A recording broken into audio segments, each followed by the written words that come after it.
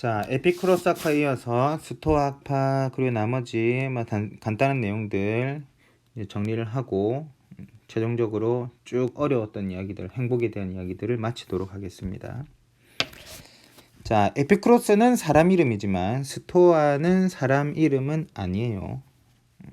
어쨌거나 이제 이 사람들 무리를 우리가 스토아학파라고 이야기를 하는데,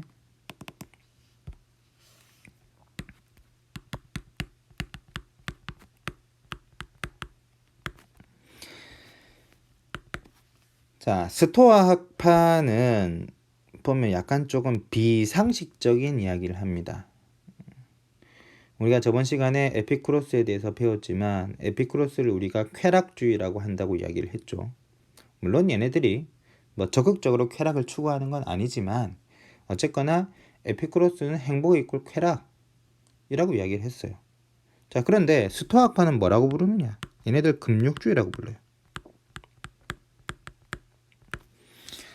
자, 그러면 금욕주의 할 때 금은 금지 하지 말았냐? 욕구.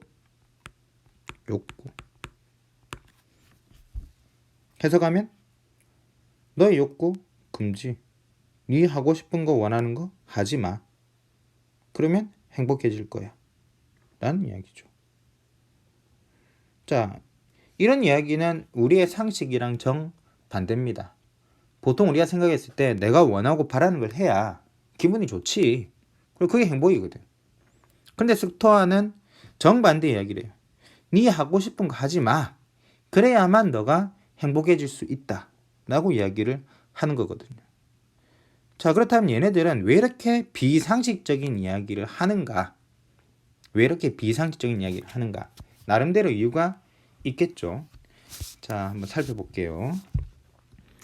자, 내가 혹은 여러분이 지금 이 세상 속에서 살고 있습니다. 자, 이 세상 속에서 내가 살고 있어요. 자, 그러면 언제 내가 기분이 좋고 행복을 느낄까? 아마도 이 세상이 내가 원하는 대로 돌아갔을 때 기분이 좋겠죠. 예를 들면 오늘 비가 왔으면 좋겠어. 비가 오면 기분 좋겠지. 해수욕 가고 싶은데 나 오늘 날씨가 되게 좀 뜨끈뜨끈 따뜻했으면 좋겠어. 그럼 기분 좋겠죠.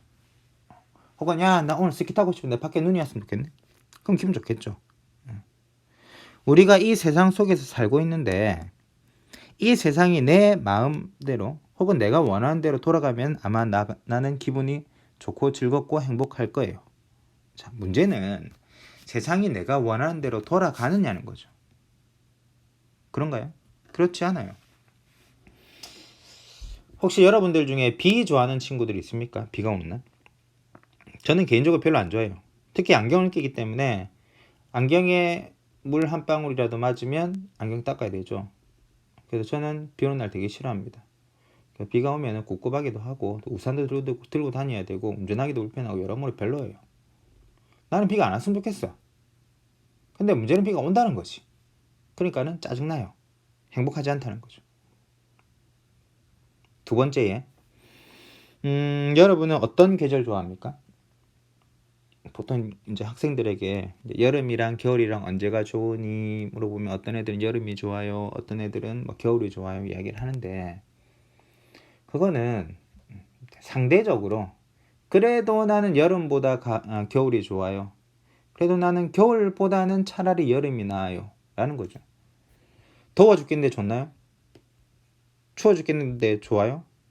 저는 여름 싫어요. 겨울도 싫습니다. 봄? 미세먼지 날리고 꽃가루 날리고 황사도 날리고 날씨도 나른하고 별로예요. 제가 제일 좋아하는 계절은 지금입니다. 가을. 자, 그런데 1년 내도록 가을인가? 문제는 그게 아니라는 거죠. 지금 내가 잠깐 내가 원하는 가을이라서 기분 좋은데 머지않아 얼어 죽겠죠. 그러면 또 짜증나고 불만이에요. 이 세상이 내 원하는 대로 참 돌아갔으면 참 좋겠는데 문제는 그게 아니라는 겁니다. 그러니까 사람들은 맨날 투덜투덜 불평불만. 왜 비가 오는 거야? 나 오늘 친구랑 운동장에서 공차기로 했는데. 왜 한여름에 땡볕이 내려 쬐가지고 땀은 질질 찝찝해 죽겠고 짜증나 죽겠네. 내가 이 세상 속에 살고 있는데 문제는 세상이 내 맘대로 안 돌아가네. 그래서 짜증나 죽겠다는 거예요. 자, 그러면 언제까지 우리가 불평불만만 하고 살 것인가?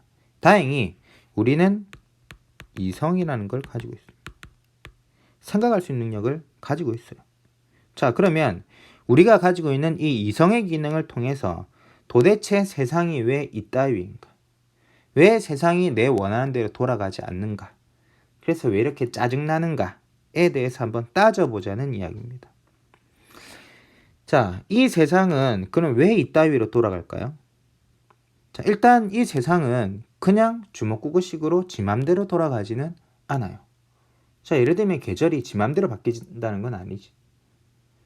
봄 다음에 겨울이 왔다가 갑자기 여름이 왔다가 가을이 왔다가 다시 여름이 왔다가 뭐 이런 식은 아니에요. 나름대로 어떤 일정한 패턴이 있죠. 나름대로의 법칙이 있고 나름대로 질서가 있고 나름대로 원리가 있습니다. 세상이 일단 지 맘대로 주먹구구로 돌아가는 건 아니에요. 이 세상은 나름대로의 어떤 질서가 있고 나름대로의 어떤 원리나 법칙에 따라서 돌아가요. 자, 그러면 이건 누가 만든 거야? 도대체 누가 이따위로 만들었어?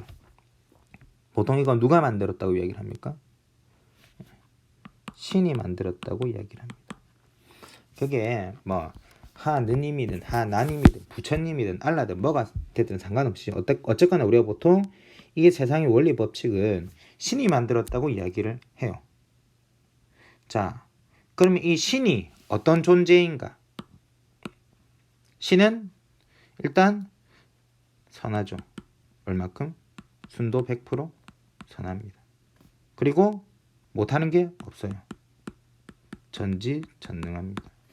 어느 종교에서든 보통 신이라고 하면 신은 선한 존재고 전지전능하다고 이야기해요.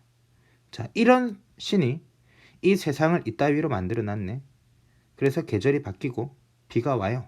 그럼 난 짜증나 죽겠다는 거지. 자, 그러면 혹시 여러분들 중에 신보다 더 나은 법칙, 더 나은 질서, 더 나은 원리를 가지고 세상을 굴릴 수 있나요? 이놈의 신이 세상을 이따위로 만들어가지고 내가 불평불만 짜증나 죽겠어. 자, 그런데 문제는 어느 누구도 신보다 더 이 세상을 잘 굴릴 수 없다는 겁니다. 그 말을 바꿔 말하면 내 마음에 안 들지만 지금 이 세상은 뭐다? 최고로 좋은 상태라는 거예요. 내 마음에는 안 들지만 지금 이 세상은 최고로 좋은 상태란 이야기입니다. 비가 와서 짜증나 죽겠어. 근데 비가 안 오면 어떻게 되죠? 비가 안 오면 식물이 존재할 수가 없어요. 식물이 없으면 동물도 없고 사람도 없죠. 나는 1년 내도록 가을이 했으면 좋겠어. 계절이 왜 바뀌어? 계절이 안 바뀌면 어떻게 되죠? 여전히 식물이 자랄 수가 없고 그 안에 살고 있는 동물, 인간도 생존할 수가 없어요. 내 마음에 안 들지만 이 세상은 전지전능하고 순도로 100% 선한 신이 만들어 놓은 거고 내 마음에는 안 들지만 이게 지금 최고로 좋은 상태라는 거예요. 이걸 모르면 당연히 불평불만 짜증내겠죠. 근데 다행히 우리는 뭘 가지고 있다? 다행히 우리는 이걸 가지고 있다는 거예요. 요 내용을 알 수 있다는 거지. 머리를 굴리면. 자, 그럼 어떻게 될까요? 나의 의지와 나의 욕구를 어디에 맞춰야 될까? 여기 맞춰요. 여기 맞춰요. 나의 의지, 나의 욕구와는 다르게 세상이 돌아가지만 이게 최선이거든. 그러면 신이 만들어 놓은 법칙, 질서, 원리에 따를 수밖에 없다는 거예요. 여기에 모든 걸 맡기고 나면 이 내용을 파가고 나면 비가 와서 좀 불편하긴 하지만 이게 제일 좋은 거야. 계절이 바뀌어서 더워 죽겠고 추워 죽겠고 하지만 이게 제일 좋은 거야 라는 걸 우리가 깨닫게 되면은 여기에 따를 수밖에 없다는 거죠. 그러면 더 이상 불평불만이 없겠죠. 이게 스토아파가 생각하는 행복이라는 거예요. 자, 정리해보면 우리는 이성이라는 걸 가지고 있습니다. 다행히. 그래서 얼핏 보면 이 세상이 내 마음대로 안 돌아가는 것 같고 그래서 불평불만 짜증나지만 다행스럽게 우리는 이 이성을 통해서 세상이 왜 이따위인지를 알 수 있어요. 이 세상은 100% 선한 전지전능한 신이 이 세상을 굴리고 있어. 이게 최선이야. 어느 누구도 이거보다 좋게 할 수 없어. 그럼 여기에 나의 의지와 나의 욕구를 맞춰야죠. 우주의 질서에 따르라는 이야기입니다. 그러면 더 이상 불평불만 없겠죠. 이게 스토아파가 생각하는 행복한 삶. 결국 인간의 덕은 자연과의 조화를 이룬다는 거죠. 자, 여기까지 하면 어려운 이야기는 대충 다 끝이 났습니다. 자, 마무리하면서 조금 더 정리할게요. 자, 우리가 뭐 동양의 대표적인 종교, 유교, 불교, 도교 이야기를 했으니까는 서양의 대표적인 종교, 그리스도교에서 이야기를 안 할 수가 없죠. 자, 그리스도교에서 생각하는 행복한 삶은 무엇인가? 여러분들 중에 교회를 다니는 친구들도 있겠지만은 신이 인간을 만들 때 자기 모습이랑 비슷하게 만들었어요. 그 말은 인간은 신을 닮아 있다는 이야기예요. 신의 형상을 닮아 있다는 이야기지. 그 말은 우리 인간은 신이랑 닮아 있고 신과 같이 귀하다는 이야기예요. 자, 따라서 어떻게 살아야 행복할까?